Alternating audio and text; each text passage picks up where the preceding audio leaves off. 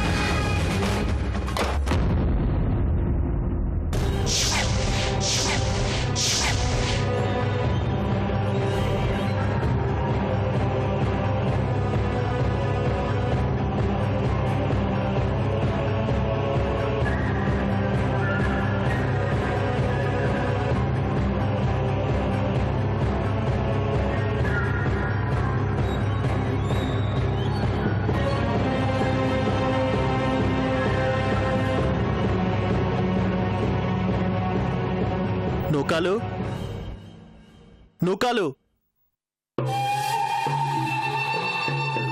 సినిబాబు గారు వచ్చేసినారేటి? ఏంటి ఇల్లంతా సైలెంట్గా ఉంది?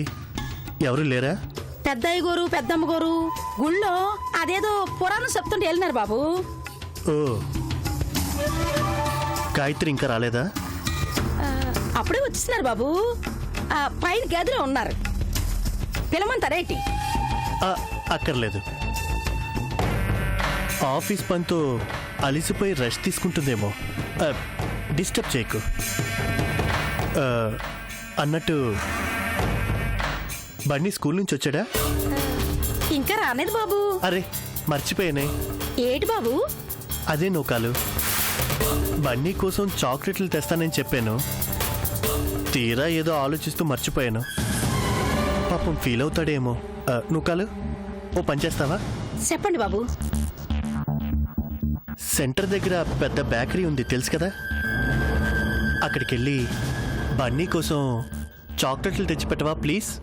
అయ్యో ఇంత మాత్రానికి అంత మాట ఎందుకు బాబు? అనగే తెస్తాను.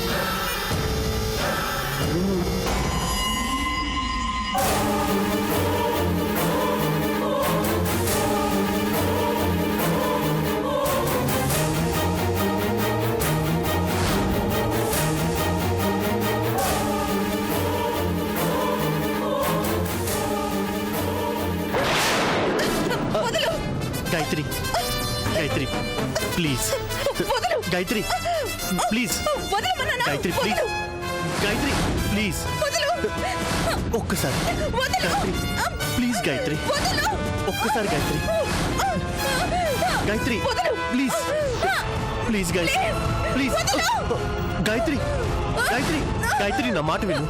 ఏంటిది? తెలీదా నీకు? అత్తయ్య వాళ్ళు లేరు, గుడికి వెళ్ళారు. మరి నూకలు? లేదు, నేనే బయటికి పంపించాను. పని ఇంకా స్కూల్ నుంచి రాలేదు.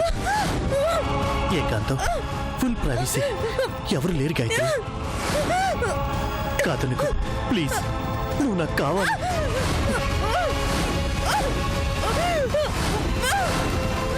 ఏంటి గాయత్రి, ఇది వరకు నా చేయి పడితేనే పరవశంతో అల్లుకుపోయేదానివి, ఇప్పుడేంటి టచ్ మీ నాట్లాగా అలా ముడుచుకుపోతున్నా? ఎందుకా భయం గాయత్రి? నేను నీ ఆదిత్యనేగా, నువ్వు నా భార్యవేగా. మరి మరి ఎందుకా కంగారు? కమాన్ డాలి, కమాన్ గాయత్రి. అబ్బా, నువ్వు అలా కోపంగా చూస్తుంటే నువ్వు సత్యభామ కన్నా అందంగా ఉంటావు తెలుసా? నీకు గుర్తుందా గాయత్రి, మన ఫస్ట్ నైట్ ఇదే రూమ్లో జరిగింది? గాయత్రి, ఆ దేవుడు నన్ను బతికించింది నీ అందాన్ని అనుభవించడానికేనేమో. రా రా గాయత్రి, ప్లీజ్. నీకోసమే పునర్జన్మని పొందొచ్చాను. నీ పొందుతో నన్ను అమరుని చేసే. రా రా గాయత్రి, రా. కమాన్ కమాన్ కమాన్ గాయత్రి. గాయత్రి, గాయత్రి వస్తున్నాను అత్తయ్య. ఈ ముసలోళ్ళు ఇప్పుడే రావాలా? ప్రసాదం తీసుకోమ్మా. డాడీ ఎక్కడికి వెళ్ళారు? గుడికి. గుళ్ళో పురాణం చెబుతుంటే వెళ్ళాంరా. ఆహాహా, మహాభారతంలో కీచకుడు అజ్ఞాతవాసంలో సైరేంద్రిగా ఉన్న ద్రౌపదిని చెరపట్టే దృశ్యాన్ని ఎంత అద్భుతంగా వర్ణించాడనుకున్నావు?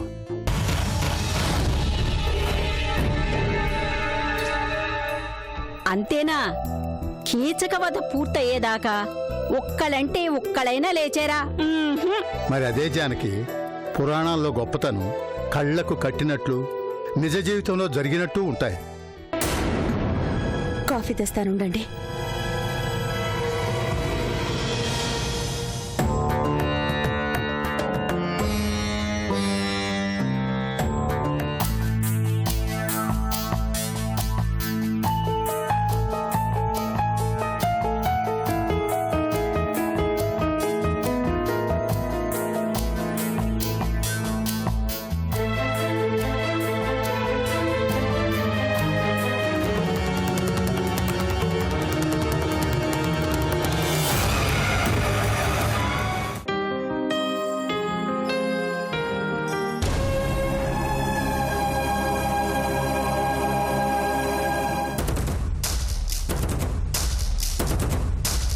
ఏదో మారిపోయావట? తేడా కనిపించట్లేదే. అదే కొవ్వు, అదే బలుపు.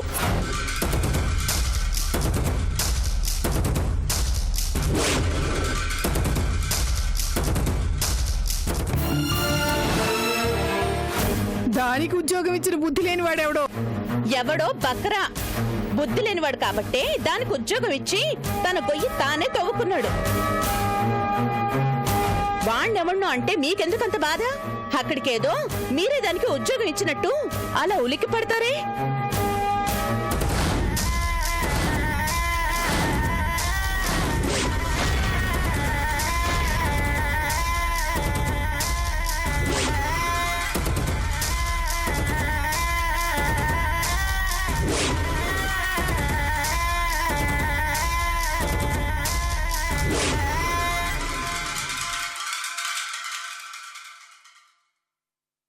ఏంటి సౌందర్య, అలా ఉన్నావేంటి?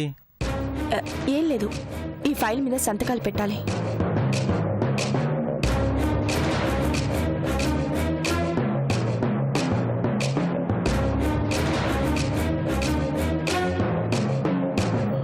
సూర్య కలిసింది కదూ, తన మాటలకి నువ్వు బాధపడుతున్నావు కదా?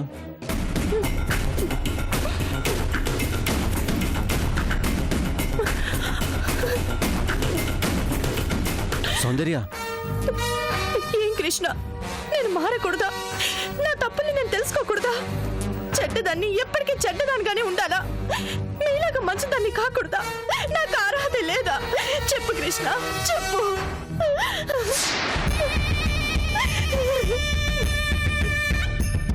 ఉరి శిక్ష పడ్డ నేరస్తుని కూడా క్షమిస్తారే, మరి నన్ను మాత్రం క్షమించలేరా? సౌందర్య, ఏంటిది? ఊరుకో.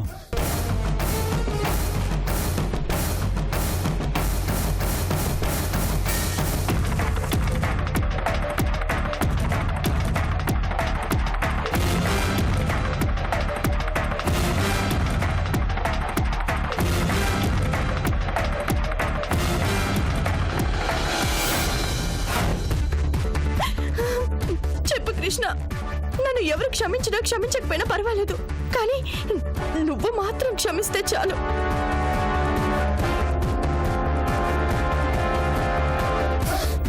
చెప్పు కృష్ణ, ఒక్కసారి మనసారా నన్ను క్షమించాలని చెప్పు.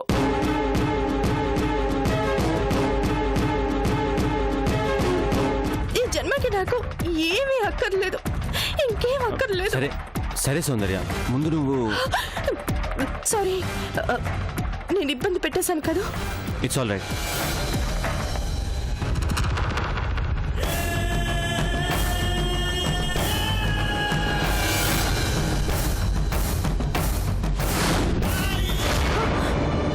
అమ్మో కృష్ణ, మీ అన్నయ్య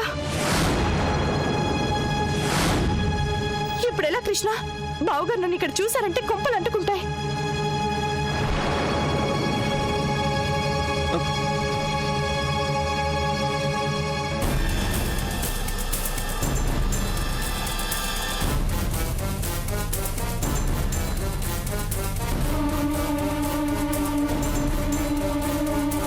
కృష్ణ, అన్నయ్య, నువ్విక్కడికి ఎందుకు రావాలనిపించింది, వచ్చానురా. మీ ఆఫీస్ చాలా బాగుందిరా. గుడ్. థ్యాంక్స్ అన్నయ్య. కూర్చో.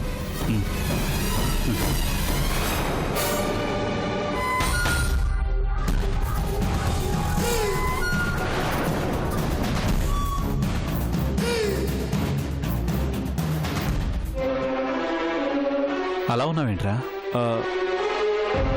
ఎలా ఉన్నాను? ఏదో తప్పు చేస్తూ దొరికిపోయినట్టు ఆ కంగారేంటి? రాకూడని టైంలో వచ్చానా? అబ్బే అదేం లేదన్నయ్య, ఏవో బిజినెస్ టెన్షన్ అంతే. ఎంతో కూల్గా ఉంటావు, అన్ని పనులు ప్లానింగ్తో చేస్తావు, నీకు కూడా టెన్షన్సా? అయ్యో బావగారు, ఒక్కసారి మీ ఫేస్ ని టర్నింగ్ ఇచ్చుకోండి. మీ తమ్ముడి టెన్షన్ కి కారణం ఏంటో మీకు తెలుస్తుంది. చెప్పరా? అబ్బే టెన్షన్ అంటే పెద్ద టెన్షన్ ఏం కాదు. అర్జెంటుగా మా ఇంజనీర్ గారికి ఓ 1,00,000 రూపాయలు పంపించాలి. నాకేమో ఇప్పుడు మీటింగ్ ఉంది, వెళ్ళడానికి కుదరట్లేదు. ఈ డబ్బుని ఎలా పంపించాలా అని. ఈ మాత్రం దానికే? నాకు పనేమీ లేదు, అడ్రస్ చెప్పు, నేను ఇచ్చేసి వెళ్తాను. నీకెందుకన్నా శ్రమ? ఇందులో శ్రమే ఉందిరా. మీ ఆఫీస్ చూడాలనిపించింది, వచ్చాను. నాకు చాలా సంతోషంగా ఉందిరా. నాకు తెలుసు నువ్వు తప్పకుండా పైకి వస్తావు. థ్యాంక్స్ అన్నయ్య. ఏది ఆ డబ్బేదో నాకు ఇచ్చి అడ్రస్ చెప్పు.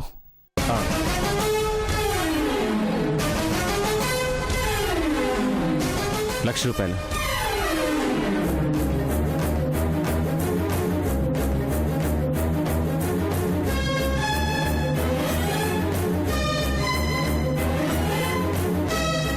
అక్కడ ఉందన్నయ్య. ఓకేరా, ఉంటాను. All the best. Thank you.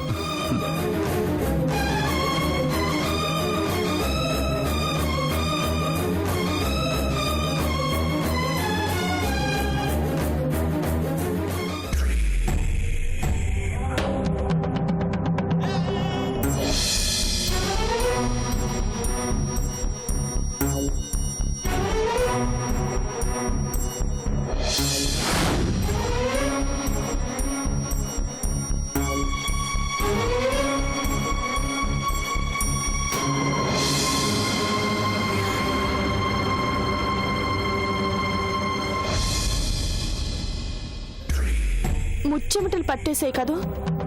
ఇందుకే ఎలాంటి పరిస్థితి వస్తుందని వద్దు అన్నాను. కానీ నువ్వే ఏం కాదు అన్ని నేను చూసుకుంటాను అన్నావు. ఇప్పుడు చూడు.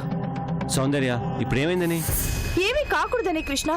నా వల్ల నీకు ఎలాంటి టెన్షన్లు రాకూడదు. వస్తే నేను భరించలేను. ఎందుకంటే నేను పోగొట్టుకున్నదే నువ్వు పోగొట్టుకోకూడదు. అదే గనక జరిగితే నేను ప్రాణాలతో ఉండను.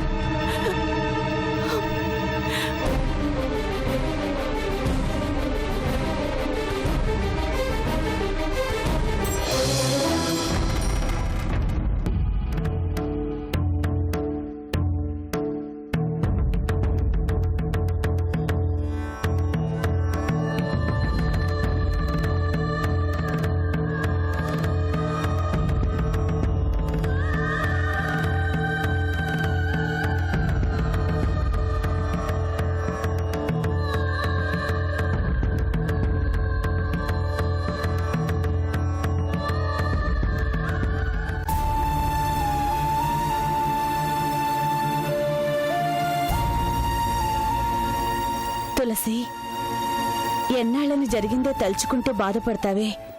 తిండి తిప్పలు మానేసే ఇలా అయితే నువ్వెప్పటికి కోలుకుంటావు? నా మాట విని కొంచెం అన్నం తినమ్మా. వద్దమ్మా, నాకేమీ వద్దు. చూడమ్మా, ఇలాంటప్పుడే ఆడపిల్లలు భయపడుతూ కాదు, ధైర్యంగా ఉండాలి. ధైర్యం పోయింది. అన్ని ఆ క్షణంలోనే పోయాయి. మట్టి కొట్టుకుపోయాయి. నాకు బ్రతకాలని లేదమ్మా, చచ్చిపోవాలనిపిస్తుంది. ఊరుకోవే, ఏం చేస్తాం, మన కర్మ అంతే. ఆడవాళ్ళుగా పుట్టినందుకు గుండెల్లో అగ్గి రగులుతున్నా సర్దుకుపోవాలి, తప్పదమ్మా. అయినా ఇదేమి నువ్వు కావాలని చేసిన తప్పు కాదుగా. అనుకోకుండా జరిగిన ప్రమాదం. మన ప్రమేయం లేకుండానే బురదగుంటలో పడిపోతాం. అప్పుడు ఇలాగే బాధపడుతూ కూర్చుంటామా చెప్పు? తలస్నానం చేసి ఒంటి కంటిన మురికిని కడుక్కోము. ఇది అంతేనమ్మా, తప్పదు, తప్పదమ్మా. ఎందుకు తప్పదంటీ? ఏ ఆడపిల్లగా పుట్టడమే నేరమా? మగాళ్ళు మృగాలుగా మారి కొమ్ము విసిరితే ఏడుస్తూ భరించి ఊరుకోవాలా? అవసరం లేదు తులసి, నీ వెనుక మా విద్యార్థి సంఘాలు మొత్తం ఉన్నాయి. విద్యార్థి సంఘాల ఏం చేస్తారు? ధర్నాలు, రాస్తారోకోలు చేసి తులసికి జరిగిన అన్యాయాన్ని ఎలుగెత్తి చాటుతాం. వద్దమ్మా, వద్దు. ఇప్పటికి జరిగిన అల్లరి చాలు. అదేంటంటే అలా అంటారు? తులసి మీ బిడ్డ కాదా? మీ బిడ్డకు న్యాయం జరగాలని మీకు లేదా? ఉంది, కానీ తులసి నువ్వు చెప్పు, అన్యాయంగా నీ జీవితాన్ని కాటు వేసిన ఆ విషనాగుని శిక్షించాలని నీకుందా లేదా? పెళ్లి చేసుకుని అంగరంగ వైభవంగా అత్తారింటికి వెళ్లాల్సిన నీ బతుకు ఇలా అయిపోయినందుకు నీకు బాధగా లేదా? ఉంది, కానీ ఇంకేం చెప్పొద్దు ఆంటీ. అనాదిగా ఆడదానికి జరుగుతున్న అన్యాయం ఇదే. ఈ అన్యాయాన్ని ప్రతిఘటించడానికి మేమందరం సంఘటితమై పిడికిలు బిగించింది. ఆ రాస్కెల్, ఆ బాస్టర్డ్, ఆ రేపిస్ట్ కిషోర్ని పోలీసులు ఇంకా పట్టుకోలేదంటే ఏమిటి అర్థం? ఇది వ్యవస్థ వైఫల్యం కాదా? నిన్న నిర్భయకు జరిగింది, ఇవాళ తులసికి జరిగింది. రేపు మీ చెల్లెలకు జరగదని గ్యారంటీ ఉందా? అయితే ఇప్పుడేం చేయాలంటారు? పోరాటం, న్యాయ పోరాటం. ఈ పోలీసులకి, రాజకీయ నాయకులకి, న్యాయ వ్యవస్థకి, ప్రభుత్వానికి వ్యతిరేకంగా పోరాటం చేస్తాం. తులసి మా ముందు నిలబడితే చాలు, మిగతాది మేం చూసుకుంటాం. ఆ నరరూప రాక్షసుడు కిషోర్, వాడికి ఉరిశిక్ష పడేదాకా ఎత్తిన ఈ పిడికిని దించం. మా ఉద్యమాన్ని విరమించం. చెప్పు తులసి, నువ్వు అని చాలు. మా అమ్మని అడగండి. చెప్పండి ఆంటీ, ఉద్యమించమంటారా? నేను వాళ్ళ నాన్నగారిని అడిగి చెప్తాను. సరే, మీ వెనక మేమున్నాం. యావత్ విద్యార్థి లోకం ఉంది, అది గుర్తుంచుకోండి. పదండి. తులసి, వస్తాం, ఏం భయపడద్దు.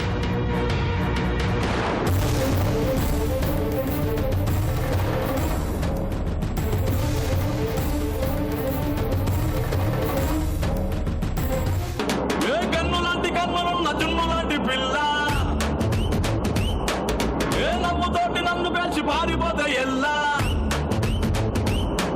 ఏ కన్నులాంటి కన్నులున్న జున్నులాంటి పిల్ల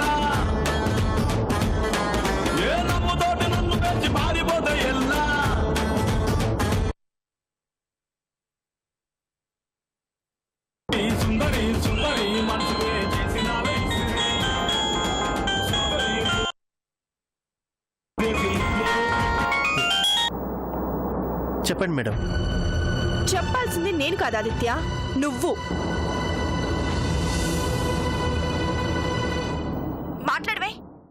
ఎందకొచ్చింది నీ ప్రోగ్రెస్? మేడం అది ఎంత ట్రై చేసినా ఇంట్లో కుదిరేలా లేదు. ఆ పెద్దోళ్ళు పిల్లోడు ఎవరో ఒకరు అడ్డొస్తూనే ఉన్నారు. ఐసి. మరేం చేద్దాం అనుకుంటున్నావు? అదే అర్థం కావట్లేదు మేడం. మీరే ఏదైనా ప్లాన్ చెప్తే. అయితే ఒక పని చెయ్యి. చెప్పండి మేడం. కంపెనీ గెస్ట్ హౌస్ తెలుసు కదా? తెలుసు మేడం. గాయత్రిని అక్కడికి తీసుకెళ్ళి సైలెంట్గా పని పూర్తి చేసేయి. అలాగే మేడం.